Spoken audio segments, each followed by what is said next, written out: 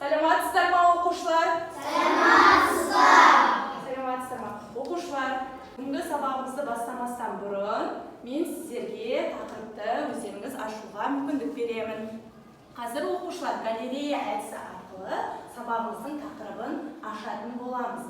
Мен сіздерге бірінші суретті көрсетемін. Бірінші суретке сұрақ қою арқылы сіздер өздеріңіз табасыздар. Егер міне мен сіздерге бірінші суретті ашсам, бұл сұрақ қандай сұрақ қоямыз? Не? Бұл не? Зат есім. Жарайсыздар. Ал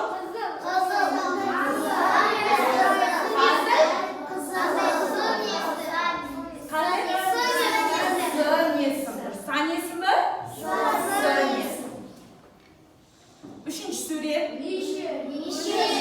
Оны қайдан білдіңдер? Неше екені?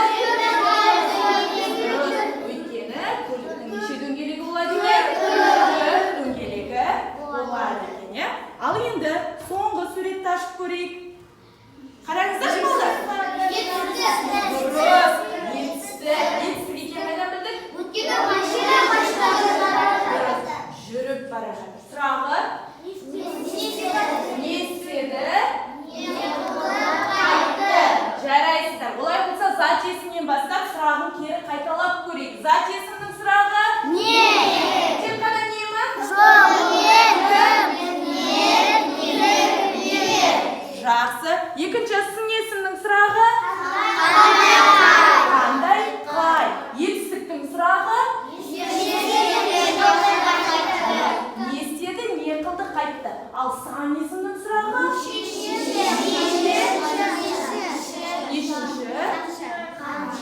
Жарайсыздар. Балалар, енді сіздер осы айттыңыздар, барлығын. Бұлардың барлығын біз бір сөзбен не деп айтамыз? Аттары. Жарайсыздар. Олай болса, дәптерімізді ашып, бүгінгі күннің ретін жазамыз. Балалар, бүгінгі біздің тақырыбымыз демек сөз таптары. Ал сабақтың мақсаты өз бетінше мәтіннің тақырыбын және мұғалімнің көмегімен негізгі ойды анықтау. Енді осы мақсатқа бүгін жетуіміз қажет. Ал жазамыз 12 мамыр. Қалай жазамыз балалар?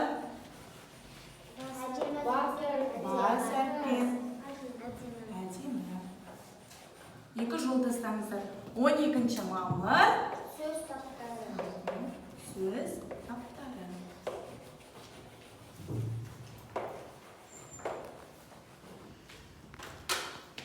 Болған оқушыны қайда білемін?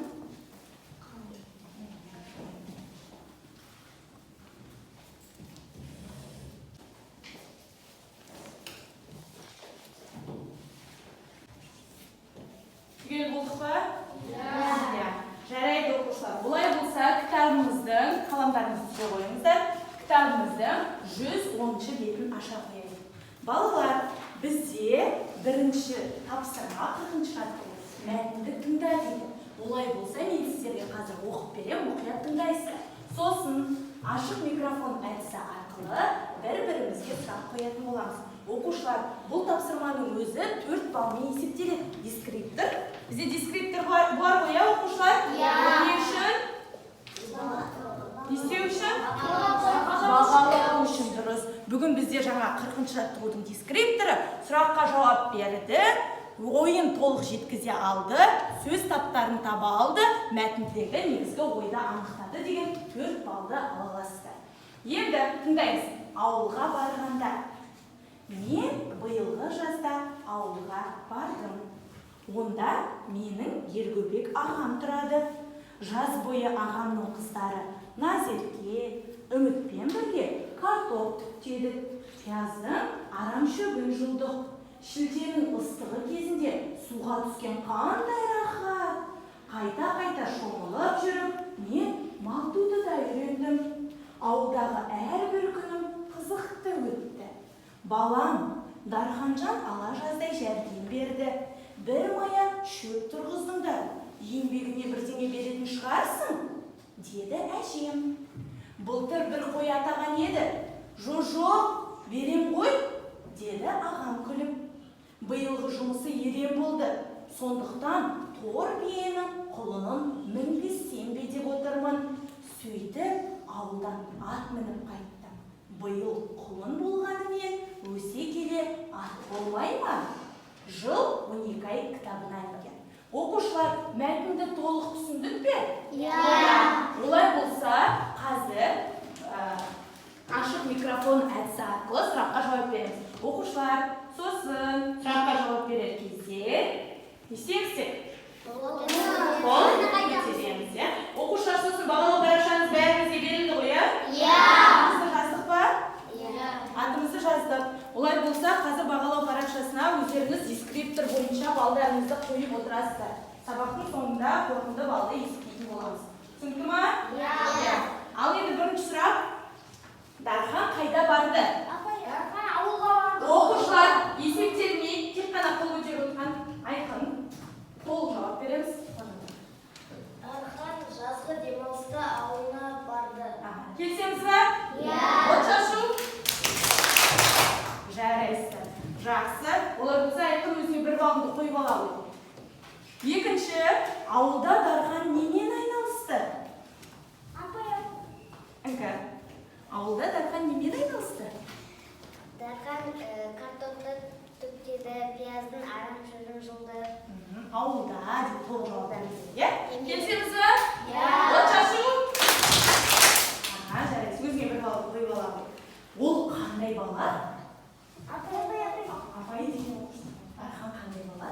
Дархан жақсы бала. Еңбекқор бала. Қайдан білесің еңбекқор екенін? Ол жұмыс жасайды. Дұрыс. Ауылға барып жатты ма тек? Жоқ, ол ауылда демалған жоқ, ол арам шөптерді жұлды. Бірге картоп түптеді. Дұрыс. Келісеміз ба балалар? Бір балды қояйық. Онан соң от шашу? Жарайсыздар. Енді оған ағасы не атады? Дарханға ағасы құлын атады. Неліктен?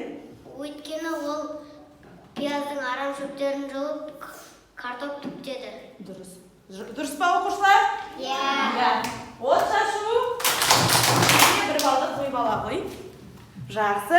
Енді балалар, ортақ сіздерге сұрақ, саған қайда демалған ұнайды? Қазір тазар.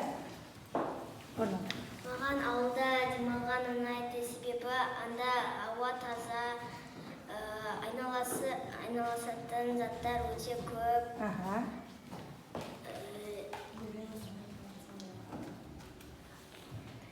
Жарайды, келісеміз ба? Жарайсың. Толық жауап берді ғой, сөйлем байланысы бар ма бір-бірімен? Бар, олай болса бір балл қояйық. Тағы, саған қайда демалған ұнайды? Маған ауылда демалған ұнайды, себебі ауылда айналысатын істер көп, және де ата-әжеміз бар. Ата-әжеге барамыз, иә? Қолғабыс боламыз, солай ма? Келісеміз ба? От шашу? Нұрекем айтамыз ба? Айтамыз. Онда бір сөйлемді байланыстырып айтамыз. Саған қайда демалған ұнайды? Ауылда. Толық. Өйткені анда таза ауа, Сосын. асық ойнап. Қазақтың ұлттық ойындарын ойнайды екен, иә? Жарайды оқушылар. Келісеміз ба? Көбіңізге сонымен қайда демалған ұнайды? Ауылда. Неліктен? Таза ауа бар еткені, иә, ауылда? Жақсы. Жарайсыздар оқушылар. Толық ойын жеткізе алам дейтін оқушылар бір балды қоя қойыңыздар, иә, өздеріңізге? Түсінікті ма? Жақсы. Енді оқушылар, бізде тағы тапсырма. Бұндағы мәтіннің алғашқы екі сөйлемін жазып, сөз таптарына талдадық. Алғашқы екі сөйлемі қайсы балдар?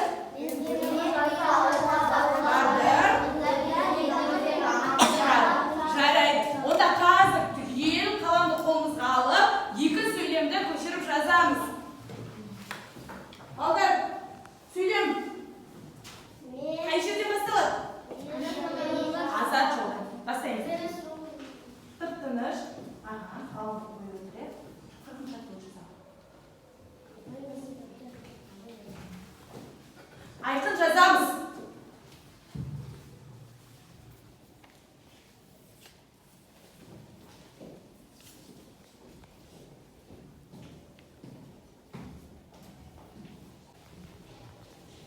Болдық па оқушылар? Оқушылар қаламды жоғарға көтереміз. Сонымен балалар, осы мәтіндегі негізгі ой не болды оқушылар? Негізгі ой не болды? Айтам. Негізгі ой. Бұл мәтінде негізгі ой еңбекқор болу. Дұрыс. Еңбекқорлыққа шақыру. Келісеміз ба? Сонымен мәтіндегі негізгі ой Еңбекқорлыққа шақыру. Егер толық кім жауап беріп кім қосылды, 1 балл қойып ала қойыңыздар. Тағы да бірінші тапсырмаға. Түсінікті ма? Енді оқушылар, осы мәтіннің ішіндегі біз сөз таптарына талдауымыз керек. Сөйлемді көшірдік қой, иә? Енді сөз таптарына талдайық. Бірінші сөйлемді оқышы бізге. Марсия оқиды. Қазір айналып екінші тапсырмамыз. Екінші сөйлемді Мен биылғы жазда ауылға бардым. Ішіне сөз таптарын давай. Мен. Сұрақ. Кім. Қандай сөз табы?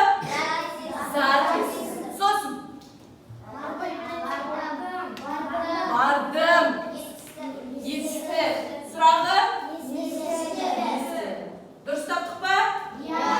Ал екінші сөйлемді аяулым оқи қой. Онда менің Еркебек ағам тұрады. Сөз таптарына талдайық.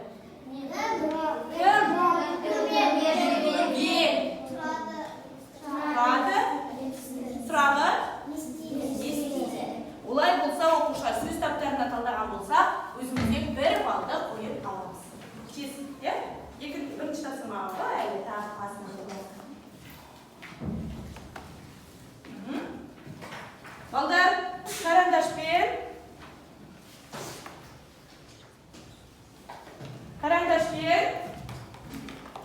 жазып ала қойыңыздар, сізіп ала қойыңыздар. Балалар, олай болса 41-ші жаттығуды қазір біздер тілімнің ұшында әдісі арқылы орындайтын боламыз. Сосын оқушылар орындарымыздан өзіміз орындап жазып отырамыз, түсінікті ма? Дескриптор бойынша бағаланасыздар. 3 балдан тұрады. Негізгі зат есімді қойып айтты. Негізгі зат есімнің ережесін айтты. Туынды зат есімнің ережесін айтты. Бізде тапсырма көп нүктенің орнына негізгі зат есімді қойып айтты. Тақтаға Әмина шауы. Қазір бір бөліп.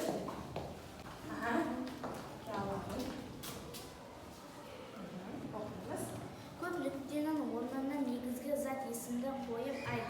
Кезекші. Кезек бізде түбірі, ші бізде жұрнағы. Дұрыс. Кезек деген сөз қандай сөз болады? Қандай? Сөз тап. Туынды. Кезек деген туынды бола ма балалар? Негізгі не? Зат есім. Ал кезекші десе? Туынды зат есім. Туынды зат есім. Әмина, кішкене тағы дайындаламыз, отыра ғой. Үшті тапсырмалар. Марсия, Шауы, Іңкәр, Ерасыл, Айқын, Арайлым шауы. Тез, балдар. Алау. Іскер. Түбірі. Іскер жұрнақ. Іс деген сонда қандай зат есім болып тұр? Ол туынды зат есім. Іс деген қандай зат есім балдар? Негізгі зат есім. Әлде де ойланамыз. Ала ғой, Іңкәр. Көлшік. Көл негізгі зат есім. Көлшік туынды зат есім. Жарайсың. Дұрыс па балдар? От шашу. Жарайсың. Өзіңе балыңды қойып ала ғой. Арайлым. Дос түбірі, тық жұрнағы. Дос негізгі зат есім. Тық достық Туынды зат есім. Қол қайтамыз, Арайлым. Келсеміз ба? Дұрыс па? От шашу. Жарайсың. Кел ал. Bir балдан қойып ала қойыңыздар балдар. Сыйлық. Сый түбірі, лық жұрнағы. Сый негізгі зат есім. Лық. Сыйлық. Сыйлық туынды зат есім. Жарайсың. Дұрыс па оқушылар? Иә. Олай болса от шашу.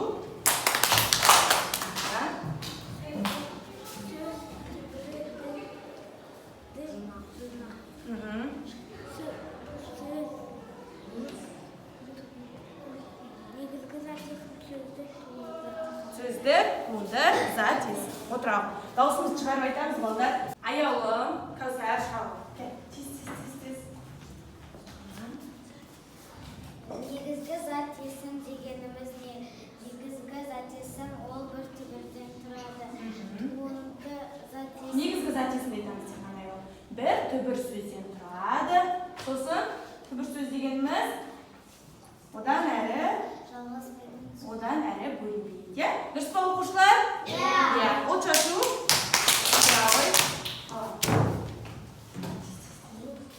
Туынды зат есім дегеніміз не?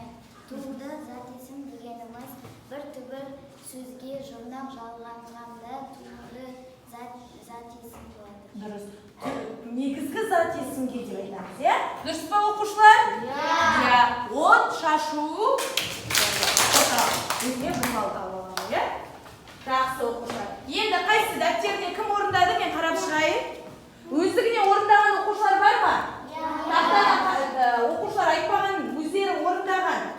Бар, иә? Олай болса, өздеріңізге екінші тапсырмаға ұпайларыңызды дискриптор арқылы бағалап қойып ала қойыңыздар. Қойдыңыздар ма? 3 ұпайдан тұрады, иә? Соның қай ұпайын алдыңыздар, өздеріңіз қойып ала қойыңыздар. Тездетіп, екінші тапсырмаға. Енді оқушылар олай болса, кітабымыздың арғы бетінде, 112-ші бетінде 42-ші жаттығу бар. 42-ші жаттығу тездетіп ашайын. Тез балалар. 42-ші жаттығу. Көрдік па 42-ші жаттығуды?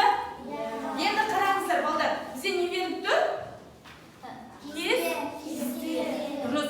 Осы кестені тиісті сөздермен толтыр дейді балдар. Бізде не қандай сөз беріп тұр? Қараңыздар. Түбір сөзі беріп тұр ма? Жоқ. Не беріп тұр? Жұрнақ беріп тұр. Сосын туынды сөз. Біз демек түбір сөз тауып, жұрнағын қойып, қандай сөз жасауымыз керек? Туынды сөз жасауымыз керек. Бірінші түбір сөз шы дейді, оқушылар жұрнағы. Үлгі ретінде өріп қойды. Түбір сөзі жұмыс. Ал оның жұрнағы сонда қандай сөз туды? Жұмысшы. Олай болса тез 42-ші жаттығуды жазайық. Түбір сөздерді табады деп 1 балл аласыздар. Бірінші бізде жұмысшы. Екінші лық дейді. Кім шығады? Лық. Аружан шыға ғой. Тез. Қазір азым шығамыз. Амина, шығамыз. Тез. Түбір сөзді өзің жаза бер. Оқушылар өзің жазып аласыздар, ема? Сый, жұрнақ. Қос мысалда. Түбірді қалай табатын едік? Түбір. Түбірді ғой. Сосын лық деген жұрнақ. Қандай туынды сөз шықты? Сыйлық. Жарайсың. Келсеңіз ма балдар? От шашу. Жарайсыздар. Так, назым шыға ғой. Қазір. Амина шығамыз. Тез. Амина шыға ғой үшіншісіне. Тез. Балдарыңызды қойып тұрасыздар, иә? Аңдықтар сәлем. Сізде тық дейді. Тық деген жұрнақ түстің түбір сөзін тап. Ал Амина достық жарайсың. Кер.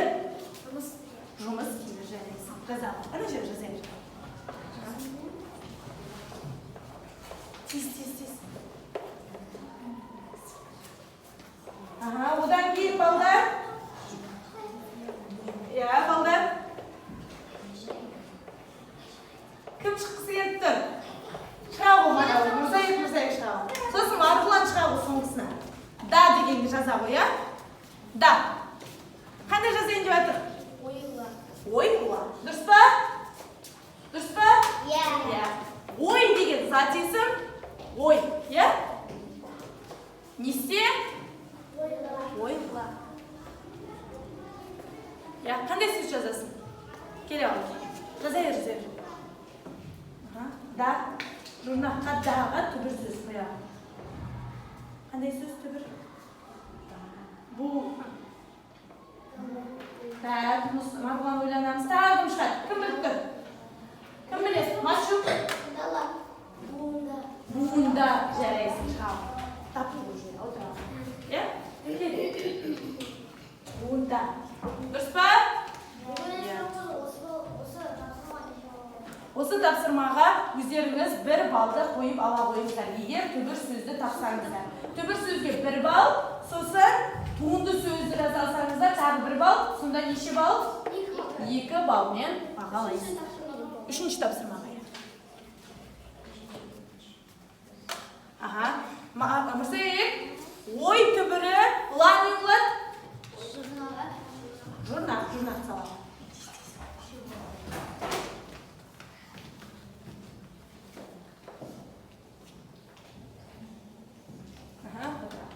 Балалар, жаздық па? Дәптерімізді көрсетеміз. Қайсы? Жазамыз. Мансұр жаздық па? Өзің жаздың ба? Ұпайымды қойып ал, өзің жазған болсын.